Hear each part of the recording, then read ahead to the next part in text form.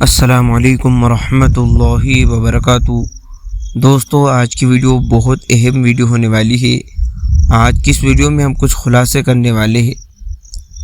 دوستو، آج کی ویڈیو ایک نہایت اور اہم نازک مسئلے پر جس پر ہر مسلمان کو توجہ دینی چاہیے۔ کیا واقعی مولوی سعد نے یہ دعویٰ کیا ہے کہ نظام الدین کا مرکز مدینہ منورہ کے برابر ہے؟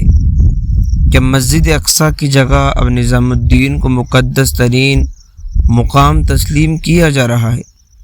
کیا یہ صرف ایک غلط فہمی ہے یا عقیدے سے ہٹ کر ایک فکری انحراف؟ اس ویڈیو میں ہم مکمل تحقیق، دلائل، علماء اکرام کی رائے کی روشنی میں آپ کے سامنے حقیقت رکھیں گے۔ مولوی سعد صاحب نے مبینہ الفاظ کچھ یوں کہے کہ نظام الدین اور مکہ مدینہ برابر ہے، استغفر اللہ۔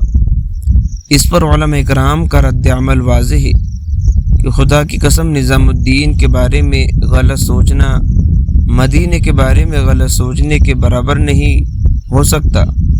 یہ بات دین، ایمان اور عقیدے کی بنیادی اصولوں کے خلاف ہے۔ مسلمانوں کے نزدیک تین ہی مقدس ترین مقامات ہیں: مسجد الحرام یعنی مکہ مکرمہ، مسجد نبوی مدینہ منورہ، مسجد اقصیٰ بیت المقدس۔ ان تینوں کے بعد کسی اور مقام کو دینی مرکز کہنا یا ان کے برابر سمجھنا ایک فکری گمراہی ہے۔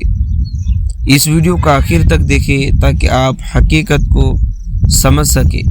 کمنٹ میں اپنی رائے ضرور دیں۔ کیا ایسے الفاظ استعمال کرنا، کیا ایسا کہنا صحیح ہے یا نہیں ہے؟ ہمیں کمنٹ کر کے آپ کی رائے کا اظہار ضرور کیجیے۔